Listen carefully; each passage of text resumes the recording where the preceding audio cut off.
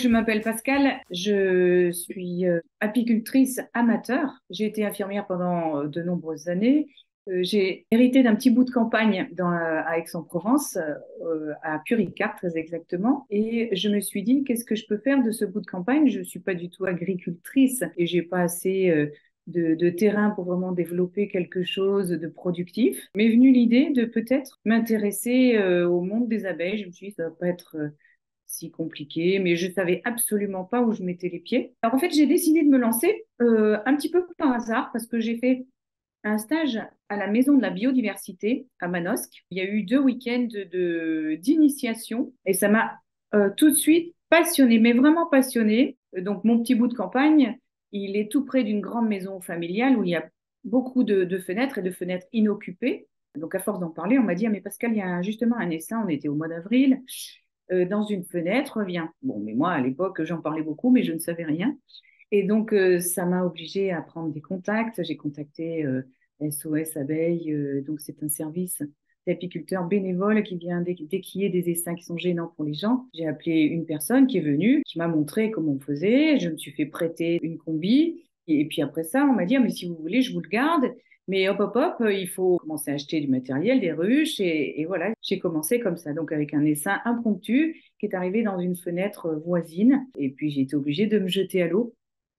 Et donc ça date de 2012. J'ai contacté une de mes tantes qui était également apicultrice, amatrice, qui m'a dit, il faut que tu te mettes à l'école du GAEG, qui est le groupement apicole d'entraide du Garlaban. Donc Garlaban, c'est un massif qui est tout près de Marseille. Il faut que tu te formes pour pouvoir t'occuper de cet essaim qu'on t'a enruché et que tu as posé chez toi. Parce que je savais absolument pas m'en occuper. À partir de là, bon ben, la personne qui est venue récupérer l'essaim avec moi a dit, ben, j'accepte de vous parrainer et c'est parti comme ça. Donc, j'ai fréquenté un rucher école. Ma tante me disait, pour bien démarrer, pour pas que tu sois déçu si jamais ça ne marche pas, il faut que tu aies quand même 2 ou 3 colonies. Donc, en fait, avec mon parrain, entre guillemets, j'ai vu comment on capturait des essaims. Et en fait, j'ai eu 2 autres colonies assez vite dans les 2 ans qui ont suivi. Et puis, j'ai pu faire ma première récolte en 2013 déjà. Et ça a été un des plus beaux jours de ma vie.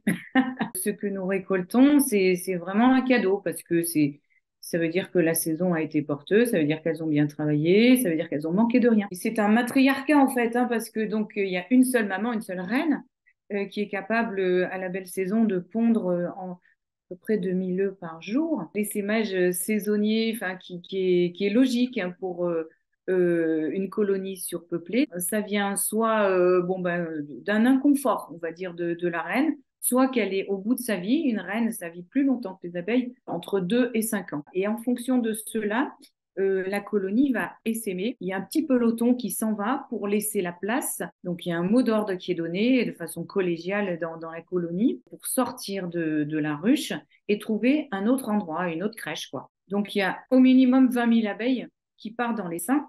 Si c'est tôt, par exemple, fin avril, début mai, c'est pas grave, en effet, parce que la colonie va se remérer, c'est-à-dire produire bien avant le départ de la reine souche d'ailleurs, des cellules royales. Une reine, elle pond des œufs tous les mêmes, on va dire, avec le même capital génétique que ce soit pour une ouvrière, une reine, un faux bourdon qui est le mâle. Mais quand la reine va s'absenter, ça se sait dans la colonie et elles vont nourrir quelques cellules royales et la première qui sort, elle sera reine. Cette cellule royale va être nourrie exclusivement avec de la gelée royale. Elle va développer donc un individu qui a des gonades surdimensionnées qui va faire que c'est la seule à pouvoir renouveler les générations d'abeilles. L'essaimage, c'est important d'un peu le maîtriser pour que justement il y ait toujours une reine qui puisse succéder à l'autre de manière à ce qu'on ne puisse pas perdre la colonie. Quand un essaim part, elle demande qu'une chose, c'est trouver une autre maison.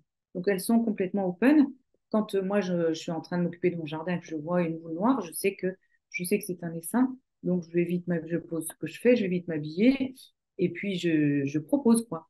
J'ouvre ma boîte et puis je me mets dessous en regard et puis tranquillement, c'est magique, c'est une vraie cueillette, hein, ça s'appelle comme ça, cueillir des essaims. Le travail de l'apiculteur, c'est de s'assurer pour l'hiver que les colonies aient suffisamment à manger, Il faut qu'elles aient à peu près 6 kilos pour passer les mois d'hiver chez nous.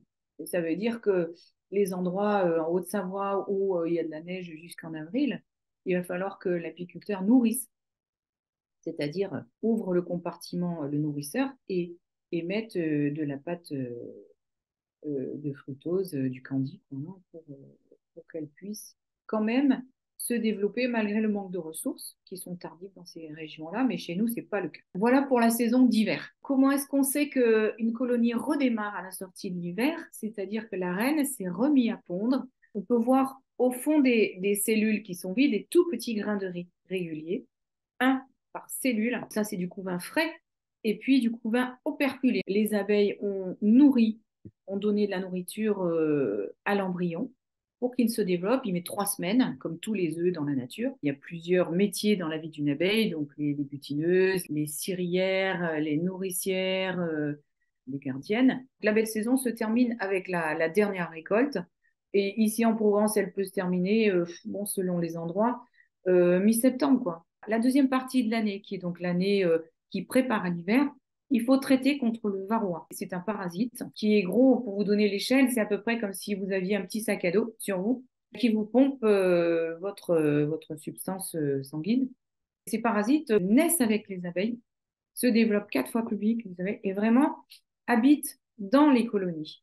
Donc c'est très difficile de s'en débarrasser complètement et il faut absolument que la colonie survive à la prédation du varroa. Et pour ça, après les récoltes, il faut traiter soit avec une substance chimique antiparasitaire, soit avec des produits un petit peu plus naturels qui peuvent être éco-certifiés sur les productions aussi. Donc ça permet à la colonie de vraiment se débarrasser au moins d'une génération de varroises. On est conseillé là-dessus par une partie de la Chambre d'agriculture qui peut nous conseiller pour la pérennité des colonies, pour les choix phytosanitaires qu'on peut faire sous nos colonies, même si on est amateur. Voilà. Moi, ça me fait mal au cœur quand je perds une colonie.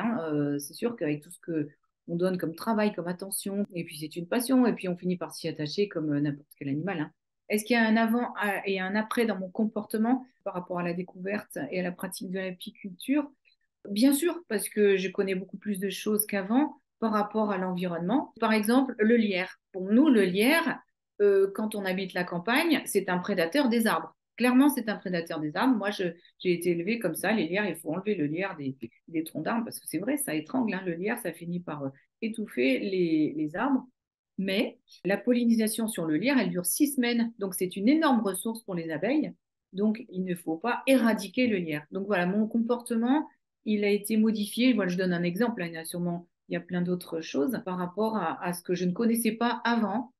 Je savais qu'il fallait du travail, que l'apiculteur, je sais pourquoi on paye cher les pots de miel. Et je sais que ça, je respectais le travail, mais je respectais sans trop savoir, quoi. Les bonnes attitudes à avoir pour le grand public, quand on se balade dans la campagne et puis que vous avez des ruches qui sont posées, il ne faut pas s'approcher à moins de 6 mètres. Ne pas se mettre face, par exemple, à l'entrée plutôt, parce que vous allez être dans le trajet des abeilles qui rentrent et qui sortent et qui vous risquez de faire des rencontres qui vont gêner les abeilles. Mais sinon, les abeilles, elles n'ont qu'une idée en tête, c'est ramener des choses à la ruche. Elles ne sont absolument pas carnivores, elles sont exclusivement végétariennes. Alors, il y a des gardiennes, et si on s'approche trop près, elles vont venir vous le dire. Voilà. Et notamment à la belle saison. Une abeille qui pique quelqu'un, elle en meurt. Le dard reste, emmène la moitié de son abdomen. Les allergies aux venin d'hyménoptère peuvent être très graves. Les personnes qui souhaiteraient aider les apiculteurs, si ce n'est développer une passion, ça serait par exemple de planter beaucoup de plantes mellifères, des prairies mellifères, des arbres mellifères. Il peut y avoir autant d'apiculture que d'apiculteurs. Vous voyez, ça dépend vraiment de l'état d'esprit dans lequel vous êtes quand vous démarrez ça, de votre tempérament propre, de ce que vous voulez en faire et puis de vos ressources, c'est-à-dire les ressources humaines aussi, parce que c'est bien d'avoir quelqu'un, d'avoir un binôme. On n'est pas tombé dedans quand on était petit, absolument. On peut très bien s'intéresser à l'apiculture, qui qu'on soit, quel que soit le métier qu'on ait, si tant est que on veuille un peu s'intéresser à l'écosystème. Mais j'allais dire, c'est une histoire de proximité.